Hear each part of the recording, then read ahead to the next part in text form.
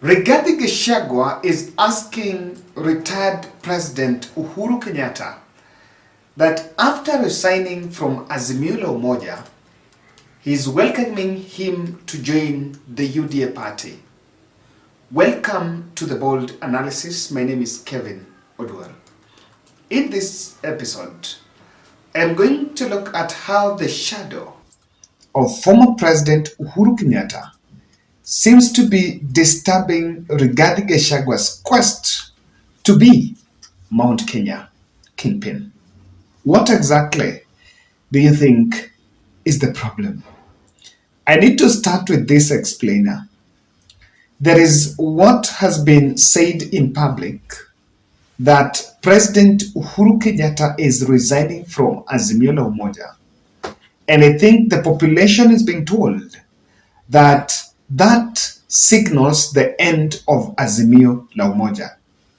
I don't want to oppose the fact that that can signal the end of Azimio. I am one proponent of folding, of the fact that Azimio la Umoja needs to be folded because it has outlived its purpose.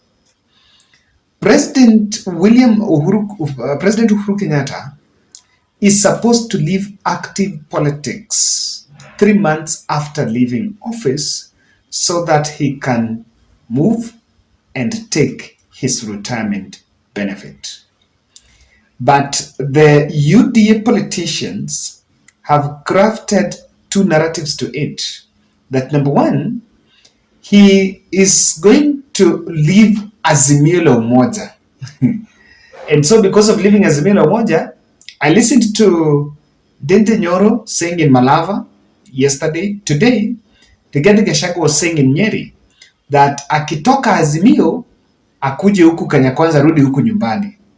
And so I was wondering, so is president leaving Azimio or president is supposed to retire? I think we need to make, the Kenyan population needs to understand that bit, that President Uhuru Kenyatta is supposed to retire from active politics. That is why even Azimio la Umoja Pact had also envisioned a situation where 3 months after the election, the party, people can live at will. That is why that even that pact was created there. So, but Gachagua is telling former President Uhuru Kenyatta to join UDA because according to him, UDA is their home. Let me ask you a question. So what happened? Because Rigathi Gachagua and a host of Mount Kenya politicians had sharpened their arsenal against Uhuru Kenyatta, calling him all sorts of names.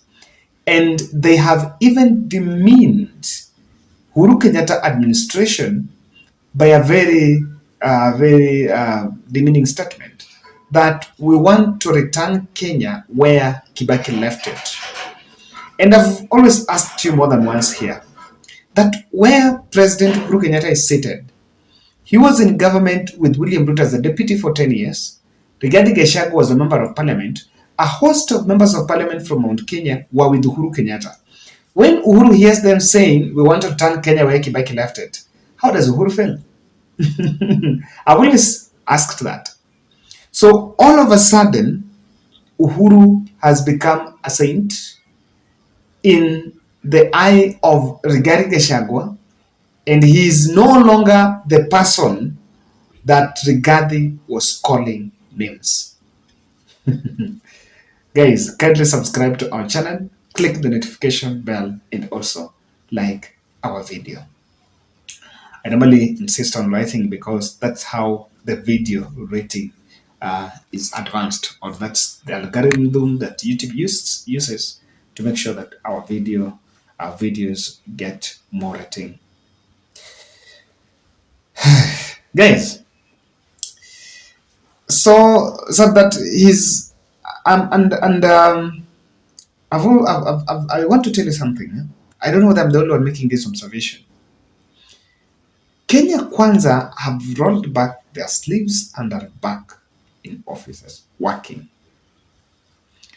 When did you listen? The last time the son of Mdamba, Musalia Mudavadi, was talking about Raila was during an event in Vihiga. They have toned down on politics. William Ruto have also toned down on politics after that scheme to remove the Chereras. Now, one man, our deputy president, have just made it a daily routine to campaign and complain. Two things. Campaign, and if he's not campaigning that Azimio should be wiped out of Mount Kenya, then he's complaining that they found nothing and so there's nothing they can do. Campaign and complain. I want to acknowledge that as a member of executive, um, they receive daily briefs on the state of the country, things that are happening, the population, what the population is saying, and some of the statements that they make or that you would make in public would be informed by the daily briefs. For example, when William Ruto is out of the country, although even William Ruto receives briefs, but they both receive briefs. So when William Ruto is out of the country and is getting some of these briefs, there is an attempt to try to sway the public perception and, of course, to boost the legitimacy threshold that is a bit diminishing in the population, given the fact that there is people who voted for them and also people who did not vote for them. And the difference is very small. If I don't put in the fact that maybe things did not go as were expected. So the question here is this. The message that Gachagua is delivering to Uhuru Kenyatta, he's trying to signal that he wants to drag Uhuru Kenyatta into the Jubilee affairs. I will not mince my words. This is not about Uhuru Kenyatta. This is about a move for them to get Jubilee leaders back, and rather Jubilee leaders to join UDA. He knows very well that Uhuru Kenyatta might not take. Okay, what would Kenyatta go to do in UDA? Okay, siasa zingine hata kama unafanya ni siasa zingine unasikia unashinda sasa wewe unasema nini? Sasa hiyo inaingia aje? How will he get to UDA surely? That is neither here nor there. So he's simply reaching out to Jubilee leaders because Deputy President Rigathi ambition number one is to wipe out Azimio from Mount Kenya. Really, that's a priority that I must wipe out Azimio. And I think it's not Azimio, it's Jubilee. I don't know why he speaks about Azimio in Mount Kenya. What is in Jubilee, what is in Mount Kenya is Jubilee. So he's just avoiding the conversation of Jubilee because when you talk about Azimio, then you include Raila. But when you talk about Jubilee, then you talk about Uhuru Kenyatta. So, before that consultative forum, the consultative meeting in is it Jamhuri somehow? In Jamhuri, UDA Jubilee Party had a little bit distanced themselves, but there was a last minute U-turn for them to be part of that which was going on in Jamhuri. So when that trigger was pulled, when Jubilee pulled that trigger, by former President Uhuru Kenyatta pulled that trigger, some other leaders like the Jubilee Party seems to be there. The biggest one of the strategies that Gachagua is I can't see he is trying to lay down is to make sure that you kill Jubilee Party out of Mount Kenya. I don't know, because there is a political assumption that Raila is a competitor in the next general election.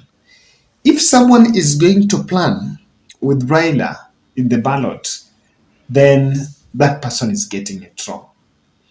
I am not speaking from a point of knowledge, but I'm speaking from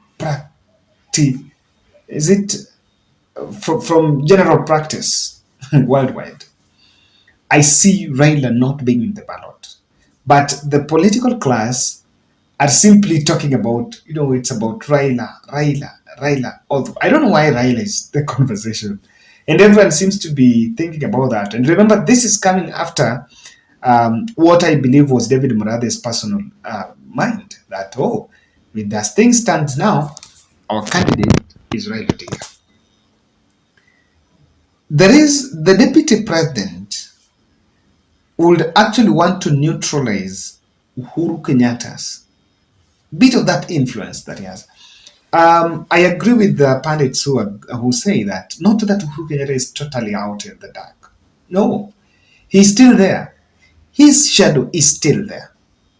And the more you try to, you cannot assume. And in fact, the debate about who is going to be the kingpin is complicated by what I can say Uhuru Kenyatta's shadow.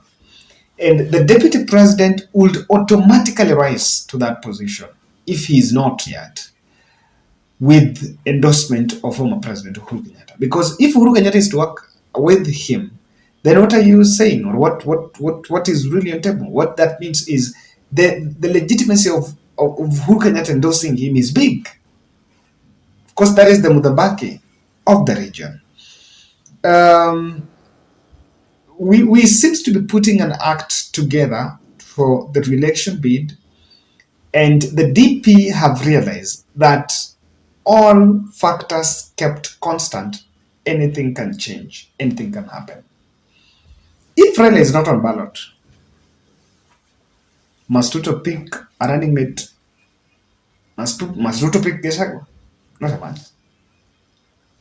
About if they form another front. And he knows very well that there are other potential candidates. Mudavadis are there and so are there. So he is already known that, and he's, as I already said, in the office of the deputy president, you inherit presidential ambitions in that office. When you are there, you automatically inherit presidential ambitions. And he has harbored those ambitions. So the challenge is trying to put the act together. But I wish he would have looked at the bigger picture, and people who are behind it should have looked at the bigger picture, because by the time Ruto will be making an exit and Gachagua is trying to make an entry, are we going to recycle Kalenjin, Kakuyu, Kalenjin, Kakuyu? People need to think about it. Yes. Because when Uhuru was saying, we said, oh, Uhuru ametoka, sasa sisi tutaki. Sasa hii Ruto was the president, Ruto atoke. Then Mwai Kibaki, Uhuru, Ruto, Gachagua. People should think about it. We need to be very sensitive to the fact that, yes, things might look a bit skewed. I don't want to confine myself to that line of thought, but again, that's the reality on ground. That's my take.